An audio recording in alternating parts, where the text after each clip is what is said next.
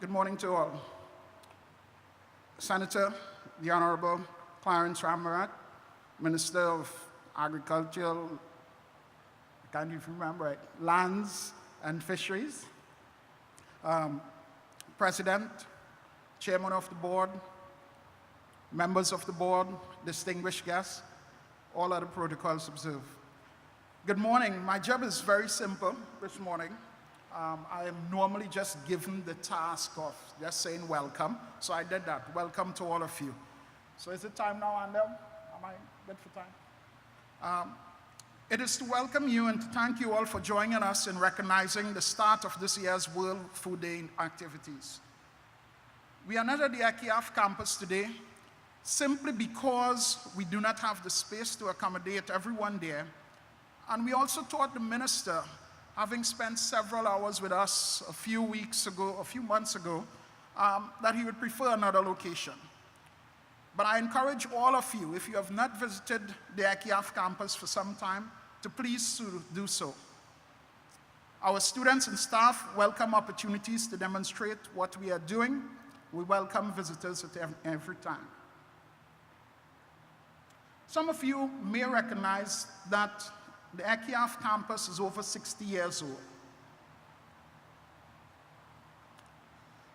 Over those 60 years, we have been involved in producing agriculture practitioners, agripreneurs, agriculture service providers, agriculture policymakers, agriculture scientists, and educators. And more recently, with the addition of the new programs, we are producing animal health practitioners and food technologists. These individuals serve not only Trinidad and Tobago, but throughout the wider Caribbean.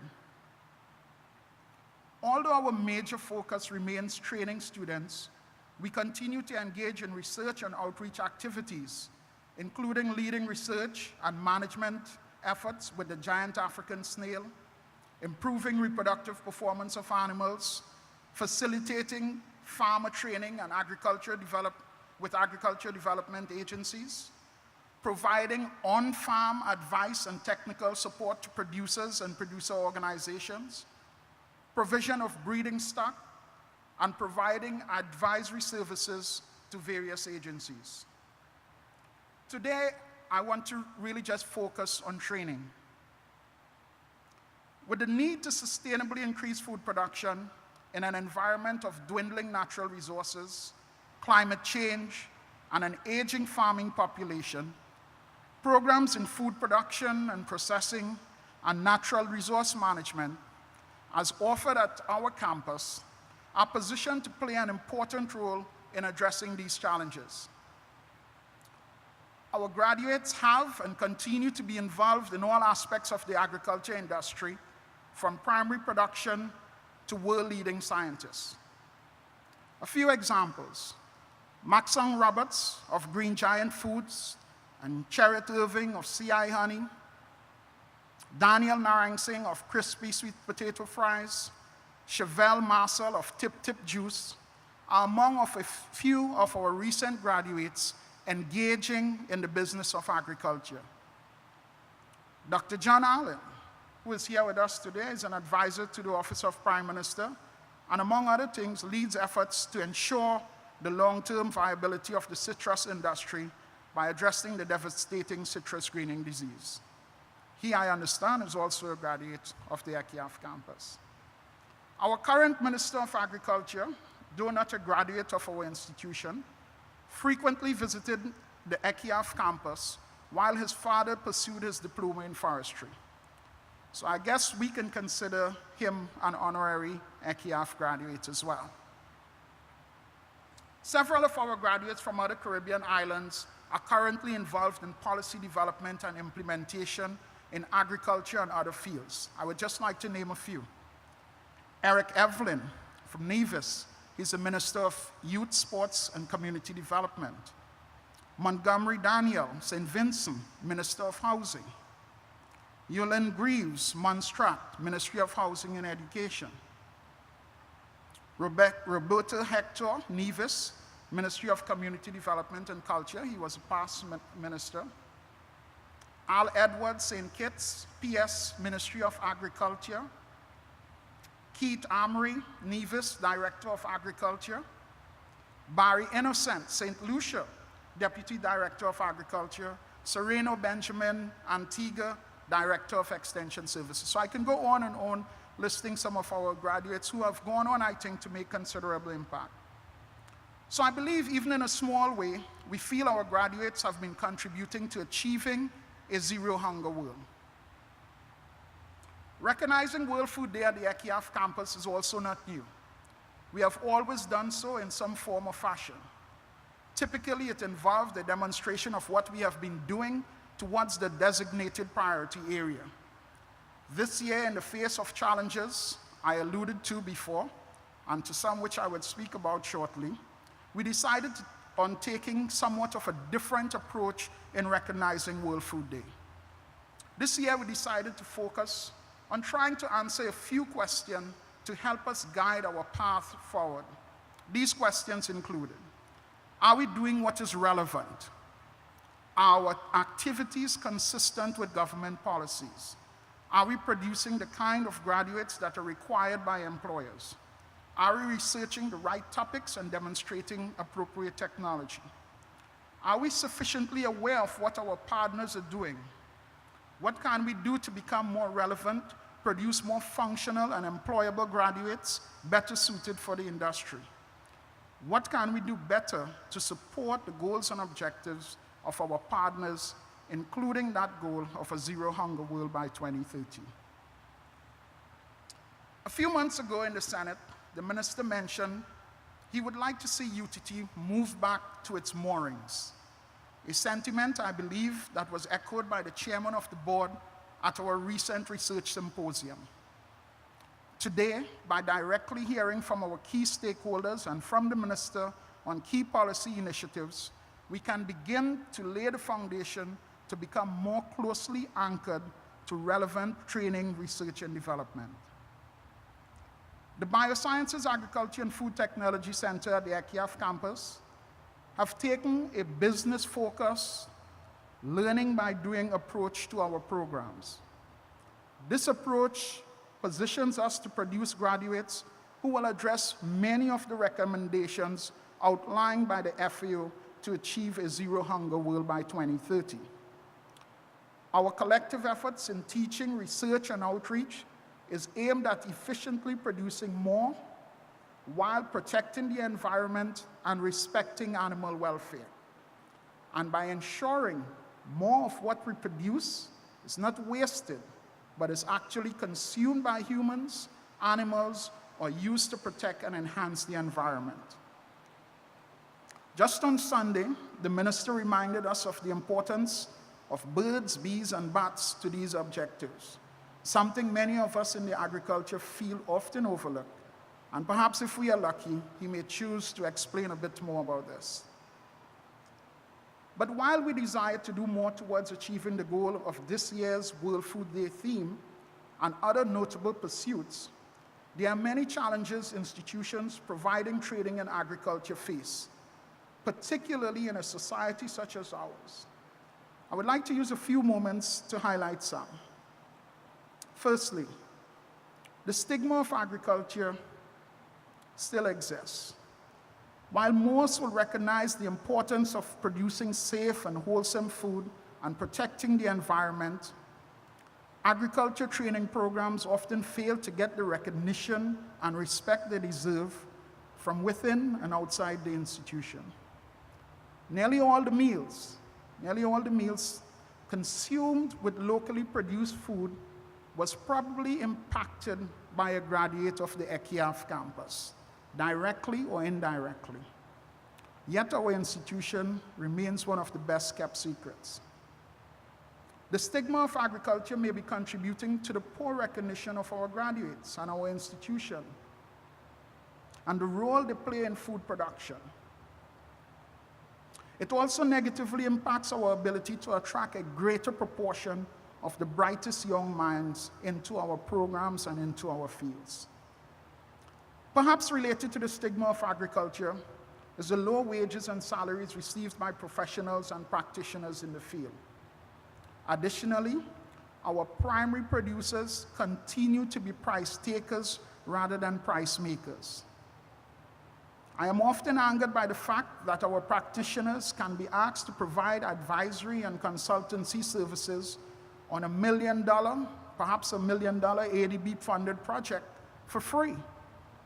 Yet the same individual understands that they need to pay $300 for a 5-minute diagnostic on their vehicle, a vehicle that may or may not have been bought with an ADB loan. The high cost of training is another issue. I fully endorse the minister's view that we should strive to be more productive when using the lands and other agricultural resources we have. In fact, it is the only option for small island developing states like ours with limited land resources.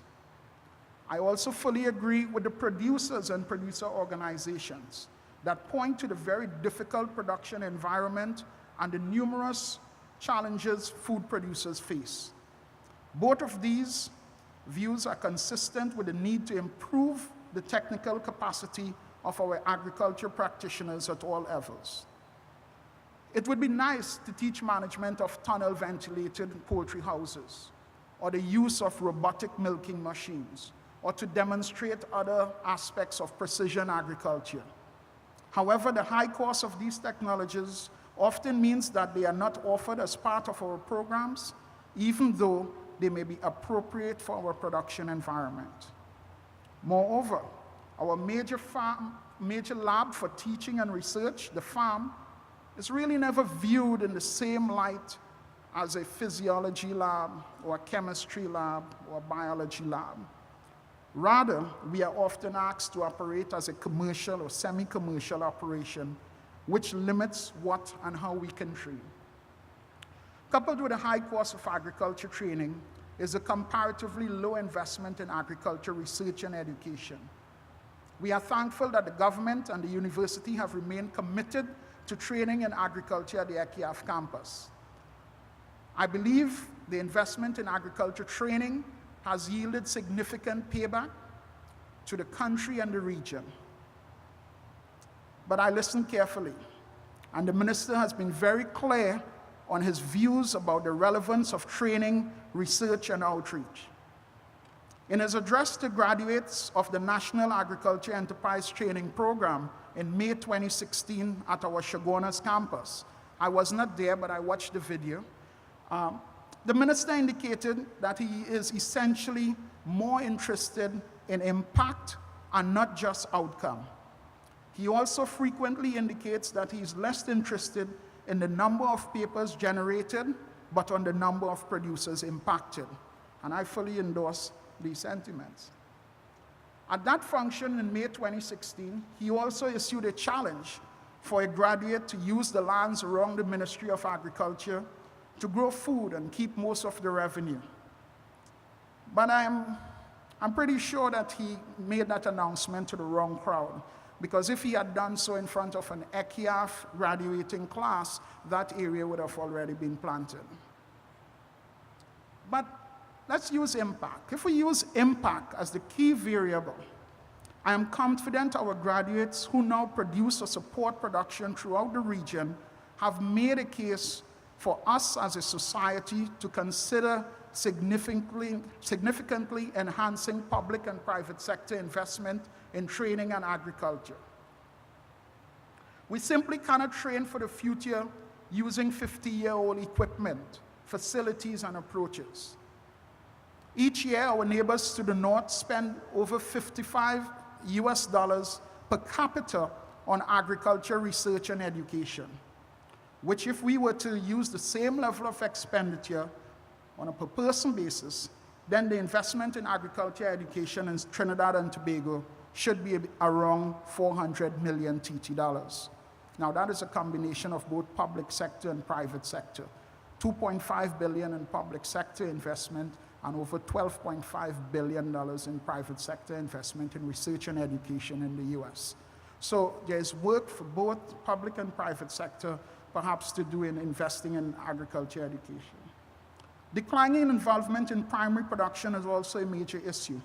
The population involved in primary agriculture is declining in many developing countries. In some situations, this has been associated with an expanded middle class. And this has been somewhat very productive, and in fact, some folks have even suggested that this should be encouraged. Of course, there are also some negative consequences. For us, this also means lower enrollment and higher cost to train every single student.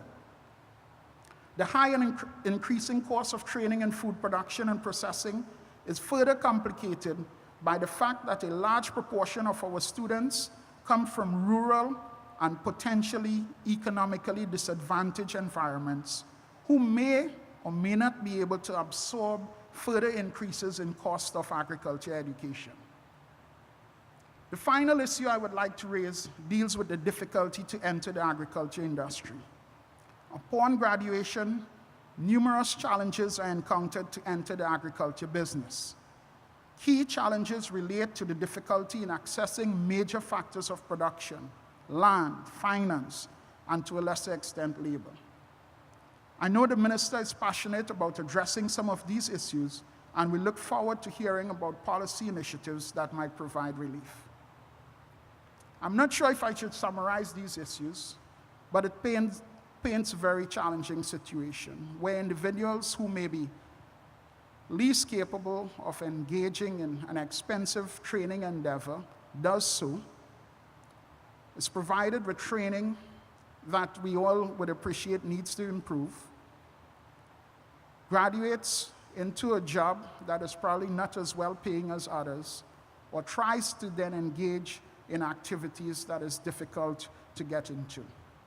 These issues threaten the capacity of institutions to continue to provide the training that might be required by industry or for graduates to engage in efficient, profitable agriculture and food businesses, or even for them to provide the type of leadership needed for a zero-hunger world by 2030.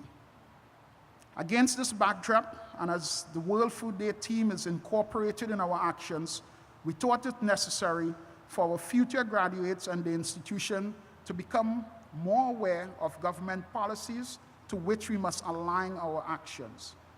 We thought it was just as important to also hear what our partners and stakeholders are doing and how we can better serve and support their needs through our actions and through the quality of the graduates we produce.